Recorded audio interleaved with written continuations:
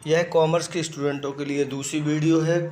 इसमें साझेदारी से संबंधित प्रश्नों को समाहित किया गया है। अध्याय 2 है, इसलिए ध्यान से सुनें। इसमें प्रश्नों को लिया गया है, साझेदारी किसे कहते हैं, साझेदारी के प्रकार, साझेदारी के लिए कौन कौन से खाते आवश्यक होते हैं। जैसे सबसे बात आती है साझेदारी किसे कहते हैं। तो साझेदारी संगठन का प्रादुर्भाव एकल व्यापार की कमियों और सीमाओं को दूर करने की दृष्टि से हुआ है। एक व्यक्ति के पास प्रबंध की क्षमता और अनुभव होती है तो पूंजी नहीं होती है, और यदि उसके पास प्रबंध होता है तो उसके लिए उसके पास सामान्य गुण नहीं होते हैं। इन दोनों को मिलाकर व्यापार चलाने के लिए जिस चीज़ की आवश्यकता होती है उसके लिए साझेदारी को जन्म मिलता है। अब आती है साझेदारी की एक परिभाषा। यदि प्रॉपर पूछी जाती है तो ज़्यादातर कैम्बल के अनुसार ही साझेदारी की परिभाषा को व्यवस्थित ढंग से माना गया है। एक साझेदारी या फर्म व्यक्तियों की एक समूह होता है जिन्होंने किसी व्यक्ति उपक्रम को चलाने के उद्देश्य से पूंजी और सेवाओं का एकीकरण किया हुआ है। अब यदि हम आगे की ओर देखें तो एक चीज़ और नज़र आती है, दूसरी परिभाषा पर भी हमें विचार करना चाहिए। तो भारतीय अनुबंध अधिनियम 1872 के अनुसार साझेदारी उन व्यक्तियों का परस्पर संबंध होती है जो किसी व्यवसाय में अपनी संपत्ति, श्रम और को संयुक्त करने के लिए या अपने लाभों को परस्पर करने के लिए सहमत हुए हैं। ऐसी स्थिति में बनने वाले अनुभव को हम साझेदारी के नाम से जानते हैं। एक साझेदारी इस तक ही सीमित नहीं होती बल्कि अन्य विकल्प जैसे पूंजी, श्रम और संपत्ति आदि का विभाजन भी इसके अंतर्गत माना जाता है। दायित्वों का समावेश भी इसके तथ्य के अंतर्गत हम कर सकते हैं और इनमें अधिनियम का लागू होना आवश्यक होता है। वही बात करते हैं अब साझेदारी की विशेषताएं।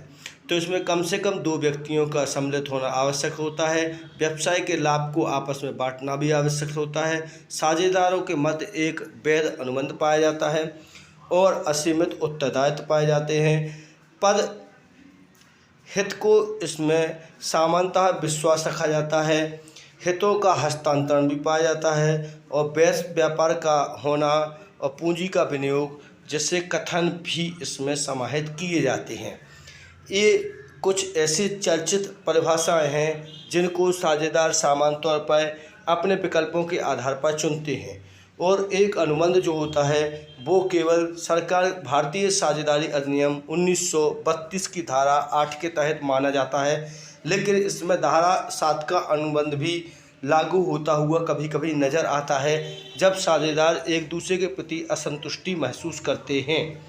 अब बात आती है साझेदारी में और एकल व्यापार में अंतर क्या पाया जाता है। तो साझेदारी में न्यूनतम संख्या जो होती है सदस्यों की कम से कम 2 होती है, लेकिन अधिकतम 50 सदस्यों की संख्या होनी चाहिए। लेकिन एकल व्यापार में केवल एक ही व्यक्ति होता है जो अपने संपूर्ण व्यवसाय का मालिक माना जाता है। दूसरी बात की जाती है कि साझेदारी में भारतीय साझेदारी अधिनियम 1932 का लागू होना आवश्यक होता है, जबकि एकल व्यापार में किसी प्रकार के लागू होने का कोई विकल्प नहीं होता है। कहने का अर्थ है कि कोई भी अधिनियम सरकार के अंतर्गत इस पर लागू नहीं होता। साझेदारी अधिनियम के अनुसार फर्मों का पंजीकरण आवश्यक नहीं होता है किंतु वांछनीय है, लेकिन एकल व्यापार में इस प्रकार का पंजीयन आवश्यक नहीं होता है। इसके बाद करें तो हम सबसे पहले चौथे नंबर पर यदि ध्यान दें तो साझेदारी की स्थापना एक सरल काम होती है और वैधानिक औपचारिकताओं के आधार पर ही की जाती हैं, लेकिन इसमें एक ही स्वामी पाया जाता है। लेकिन इसमें जहाँ तक किसी प्रकार के अनुबंध की आवश्यकता देखने को नहीं मिलती है, और इसमें यदि कही जाए तो साझेदारी की उपेक्षा भी की जा सकती है। साझेदारी व्यवसाय में अनेक साझेदार होने के कारण पूंजी के साधन बढ़ जाते हैं और व्यवसाय बढ़ जाता है, लेकिन इसमें पूंजी की मात्रा स्थिर मानी जाती है। साझेदारी में साझेदार और सबकी ओर से अधिक व्यवसाय का प्रबंध करते हैं, जबकि इसमें व्यवस्था केवल स्वामी के पास ही होती है। इसमें लाभ और हानि का विभाजन देखने को मिलता है, जबकि इसमें ऐसा कोई भी विभाजन देखने को नहीं मिलता है। अब बात करते हैं आगे की ओर। तो साझेदारी के प्रकार अगर हम देखें तो सामान्यतः 8 प्रकार की साझेदारी होती है। सामान्य साझेदारी, ऐच्छिक साझेदारी, विशिष्ट साझेदारी, सीमित साझेदारी। ये प्रमुख सामान्यतः 4 प्रकार की साझेदारियां हैं जो फेमस होती हैं और विशिष्ट रूप से उपयोग में लाई जाती हैं। इसके अतिरिक्त 4 और प्रकार की साझेदारी जिसमें निश्चित समय के लिए साझेदारी, अनिश्चितकालीन साझेदारी, वैध साझेदारी और अवैध साझेदारी को भी महत्व दिया जाता है। जब एक साझेदार अपनी साझेदारी करता है तो इसमें से किसी एक विकल्प को चुनना आवश्यक होता है। अब सामान्य साझेदारी की बात करते हैं तो जिन फर्मों का नियमन और नियंत्रण भारतीय साझेदारी अधिनियम 1932 के अंतर्गत किया जाता है उन्हें साधारण साझेदारी के रूप में जाना जाता है। और सामान्य साझेदारी जो सामान्य तौर पर यह साझेदारी बहुत ही ज़्यादा प्रचलित होती है और इसमें साझेदारी का दायित्व भी असीमित पाया जाता है। साझेदारी फर्म होते प्रबंध में भाग लेने का समान अधिकार भी मिलता है। दूसरी साझेदारी के रूप में ऐच्छिक साझेदारी को माना जाता है जो धारा 7 के अंतर्गत लिया जाता है और इसमें निश्चित काल के लिए ना लेकर बल्कि अनिश्चित काल के लिए फर्म को चलाने की दायित्व स्थापित रहता है और इसे कभी भी समाप्त किया जा सकता है और नोटिस देने के साथ ही यह ख़त्म हो सकती है। अब तीसरे नंबर पे जो आती है उसे हम जानते हैं विशिष्ट साझेदारी के रूप में। साझेदारी अधिनियम की धारा 8 के मुताबिक जब किसी विशिष्ट व्यवसाय या किसी कार्य के लिए साझेदारी का निर्माण किया जाता है तो उसे विशिष्ट साझेदारी कहते हैं। ऐसी साझेदारी तब तक चलती है जब तक कि पूर्व निर्धारित कार्य या उद्देश्य को पूरा न किया गया हो। इस स्थिति में साझेदारी निश्चित समय के लिए होती है। सीमित साझेदारी में जब साझेदारी संस्था के कुल साझेदारों का दायित्व उनके बीच पूंजी की सीमा तक सीमित होता है तो उनको सीमित साझेदारी के नाम से जाना जाता है।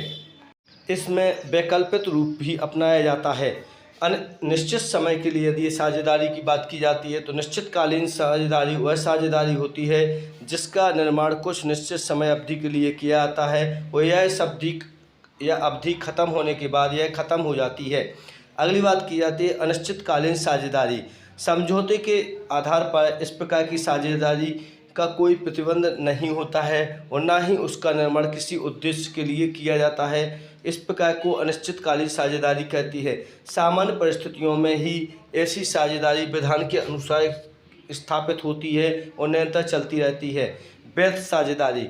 वैध साझेदारी को उसे कहते हैं जो भारतीय साझेदारी अधिनियम 1932 के अनुसार व्यवसाय करते हैं और इसके मामलों का निपटारा 1956 अधिनियम के अंतर्गत किया जाता है और साझेदारी का पंजीकरण अनिवार्य नहीं होता है। वहीं अगर बात करते हैं अवैध साझेदारी के रूप में तो जो साझेदारी संबंधित अधिनियमों के प्रावधानों के मुताबिक स्थापित नहीं की गई है और संचालित नहीं की जाती है उसे अवैध साझेदारी कहते हैं। इसमें किसी प्रकार के अधिनियम का प्रावधान लागू नहीं होता है, ना ही 1932 का अधिनियम इस पर लागू होता है और ना ही 1956 का अधिनियम।